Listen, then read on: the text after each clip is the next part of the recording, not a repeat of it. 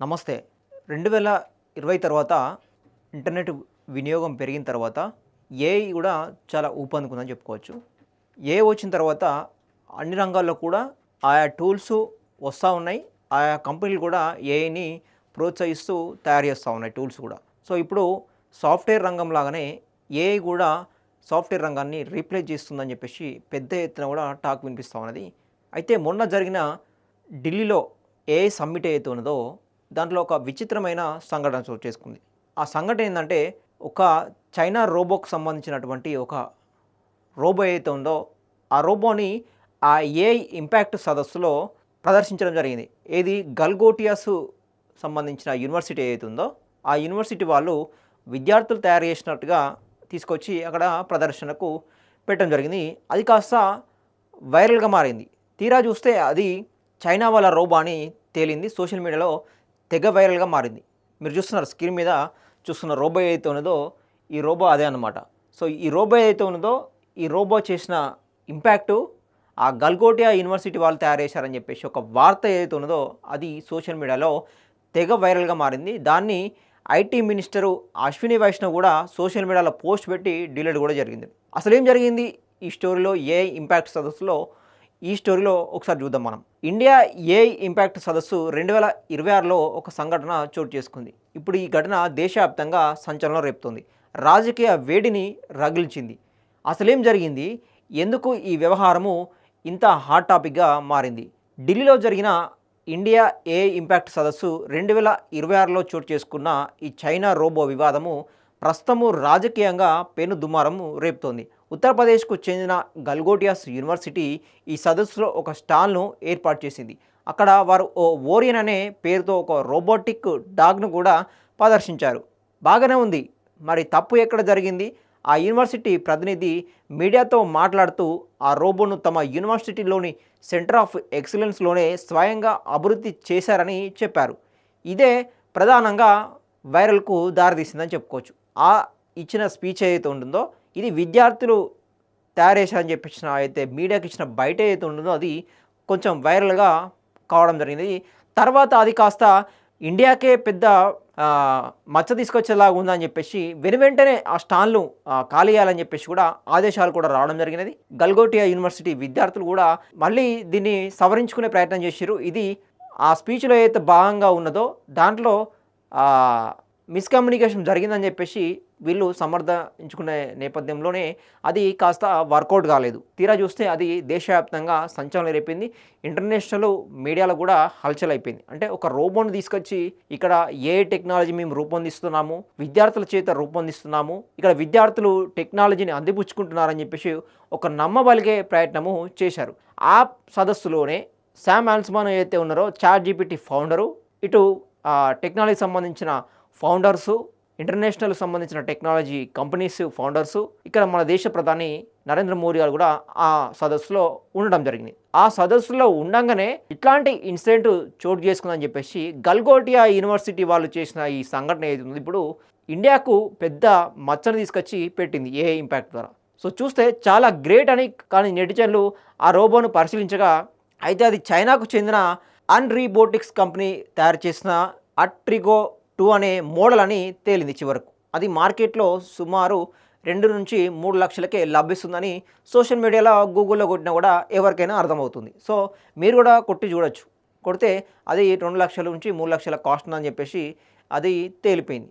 So ఇట్లాంటి రోబోను తీసుకొచ్చి technology ఏ impact తయారు చేసిన విద్యార్థులను తీసుకొచ్చి విద్యార్థుల చేత ప్రదర్శించడం ఎంత అజ్ఞానమో మనం అర్థం చేసుకోవచ్చు. అంటే ఇవాళ రేపు ఏం చేసినా చెల్లుతుంది అనుకుంటే కుదరట్లేదు. ఎందుకంటే ఏ వచ్చిన తర్వాత రియాలిటీగా అర్థం చేసుకోకపోవడము, అబద్ధాన్ని రియాలిటీగా అర్థం చేసుకోవడము ఇట్లా తెగవరలైపోయింది. అంటే ఏది నిజమో ఏది అబద్ధమో కూడా ఒక సందిగ్ధమైతే నెలకొందని చెప్పుకోవచ్చు. ముఖ్యంగా ఏ వచ్చిన తర్వాత ఏని భారత్కు ఒక టర్నింగ్ పాయింట్ లాగా తీసుకోదాం అనుకున్న ఈ సదస్సు ఏదైతుందో అట్టర్ ఫ్లాప్ అయిపోయిందని చెప్పేసి దేశవ్యాప్తంగా ఇప్పుడు కూత కూస్తున్న పరిస్థితి.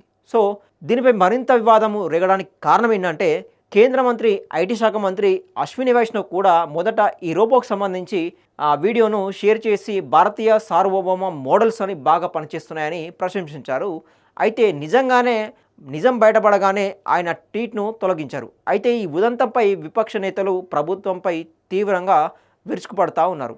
అంటే ట్వీట్ పెట్టిన తర్వాత ఇది భారతీయ సార్వభౌమాధికారాన్ని నిలబెట్టేదిగా ఉందని చెప్పేసి టెక్నాలజీ ఒక పోస్ట్ పెట్టిన తర్వాత దాన్ని వెంటనే రీపోస్ట్ చేస్తూ కొంతమంది ఇది ఆన్లైన్లో దొరుకుతుందని చెప్పేసి దాన్ని రీట్వీట్ చేస్తూ ఆ ట్వీట్ని ఈ పోస్ట్ ఏదైతే పెట్టారో దాన్ని తెగ వైరల్ వితిన్ సెకండ్స్లో వైరల్ అవడంతోటి దాన్ని ట్వీట్ని వెంటనే అశ్విని వైష్ణవ్ గారు డిలీట్ కూడా చేయడం జరిగింది. సో అట్లా ఈ సంఘటన చోటు చేసుకుంటుంది, వైరల్ కూడా కారణమైందట. సో ఈ సదస్సును అస్తవ్యస్తమైన పిఆర్ ప్రదర్శనగా కూడా అభివర్ణిస్తూ ఉన్నారు కాంగ్రెస్ అగ్రనేత రాహుల్ గాంధీ. భారతదేశ ప్రతిభను చాటాల్సింది పోయి చైనా వస్తువులను మనవిగా ప్రదర్శించడం సిగ్గుచేటని కూడా విమర్శించారు. ఇక్కడ ఈ టీఎంసీ నాయకులు మహువా మొయిత్రా మంత్రి అశ్విని వైష్ణవ్ను ఉద్దేశించి ట్వీట్లు డిలీట్ చేసినంత మాత్రాన నిజం మారదు, మీరు భారతదేశాన్ని ప్రపంచం ముందు నవ్వుల పాలు చేశారు అంటూ ఘాటుగా కూడా స్పందించారు. చైనా మీడియా మనల్ని చూసి నవ్వుతోందని దేశ ప్రతిష్టను మంటగలిపారు అని ఎక్స్ వేదికగా కాంగ్రెస్ పార్టీ ఆరోపిస్తూ ఉన్నది. సో శివసేన లీడర్ ప్రియాంక చతుర్వేది స్పందిస్తూ ఇలాంటి గందరగోళం జరగకుండా ప్రదర్శనకారుల అర్హతలను ముందుగే ఎందుకు తని చేయలేదని ప్రశ్నించారు. సో ఇది ఇట్లా ఉంటే కొంతమంది టెక్నాలజీకి సంబంధించిన వాళ్ళ ఎక్విప్మెంట్స్ని వాళ్ళ ఎక్విప్మెంట్స్ ఏవైతే ఉన్నాయో టెక్నాలజీకి సంబంధించిన ఎక్విప్మెంట్స్ని ఆ స్టాల్లోకి అనుమతించుకోకపోవడము, ఆ లోపల తీసుకుపోకపోవడము, బయట పెట్టి వెళ్ళాలని చెప్పేసి స్ట్రిక్ట్ రూల్స్ ఏవైతే ఉన్నాయో తీరా వాళ్ళు బయటకు చూస్తే ఆ టెక్నాలజీకి సంబంధించిన సామాన్లు వాళ్ళు ఎత్తుకపోవడం జరిగింది. అంటే అక్కడ ఉన్న సెక్యూరిటీ కూడా ఎంత వైఫల్యం అయిందో మనము అర్థం చేసుకోవచ్చు. అయితే గల్గోటియా యూనివర్సిటీ ఈ వ్యవహారంపై స్పందించింది, క్షమాపణలు కూడా చెప్పింది. ఆ రోబోను తాము తయారు చేయలేదని కేవలం విద్యార్థుల పరిశోధనల కోసము చైనా నుంచి కొనుగోలు చేశామని చివరిగా ఒప్పుకుంది. అక్కడ ఉన్న ప్రతినిధి అవగాహన లేక పొరపాటుగా అలా చెప్పారని చెప్పుకుంటూ వచ్చింది. ఈ వివాదము సదస్సుపై ప్రతికూల ప్రభావం చూపడంతో కేంద్ర ప్రభుత్వము వెంటనే ఆ యూనివర్సిటీ స్టాల్ను సదస్సు నుంచి తొలగించాలని కూడా వెంటనే ఆదేశించడం జరిగినది. వారి స్టాల్కు విద్యుత్ సరఫరాను కూడా నిలిపివేసి వెంటనే ఖాళీ చేయించారు.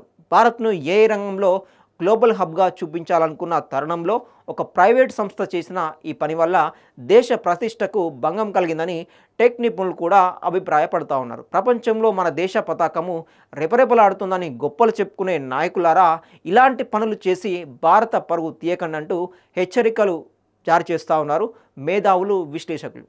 చూశారు కదా, ఇట్లాంటి సంఘటన అంటే దేశ పరువును ఒక స్థాయి పైన నిలబెట్టాల్సింది పోయి ఒక స్టెప్పు కిందికి దిగార్చారని చెప్పేసి కూడా భారత పరువు తీశారని చెప్పేసి కూడా ఇట్లాంటి ఏఐ సమ్మిట్ జరిగినప్పుడు ఎంత జాగ్రత్తగా వ్యవహరించాలి, మనం చేసిన టెక్నాలజీ ఏంది, మనం తయారు చేసిన వస్తువులు ఏందని చెప్పేసి మనం ఏ విధంగా ఏఐలో ముందుకెళ్ళబోతా ఉన్నామని చెప్పేసి ప్రపంచంతో ఉన్న ఏ టెక్నాలజీతోని మనకున్న టెక్నాలజీతోని ఎంత తేడా ఉందని చెప్పేసి ఆ విధంగా ముందుకెళ్లాల్సింది తప్పించి ఇట్లాంటి తప్పుడు ప్రచారం కోసం పాల్పడినప్పుడు అడ్డంగా బుక్ అవుతారన్న విషయం మాత్రము మర్చిపోయినట్టుగా ఉన్నారు మన వ్యవస్థ. సో అట్లా ఏ సమ్మిట్లో జరిగిన ఈ సంఘటన ఇప్పుడు దేశవ్యాప్తంగా భారత పరుగు తీయడం జరిగింది.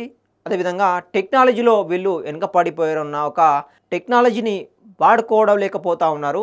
వేరే టెక్నాలజీ చూపించి మా టెక్నాలజీగా చెప్పునా అని చెప్పేసి నవ్వుల పాలు చేస్తూ ఉన్నారని చెప్పేసి ప్రపంచవ్యాప్తంగా కూస్తూ ఉన్నారు. సో ఇట్లాంటి జాగ్రత్తలు తీసుకోకపోతే మళ్ళీ భారత్కు వాళ్ళు టెక్నాలజీ పరంగా ఇటు పెట్టుబడులు పెట్టాలన్నా కూడా ఆలోచిస్తూ ఉంటారు. టెక్నాలజీ ఇవ్వాలన్నా కూడా, టెక్నాలజీ డెవలప్మెంట్ చేయాలన్నా కూడా సహకారం కూడా లభించకపోగా ఇట్లాంటి నవ్వుల పోవాల్సిందని చెప్పేసి ఇప్పటికి కూడా మేధావులు కూడా హెచ్చరిస్తూ ఉన్నారు.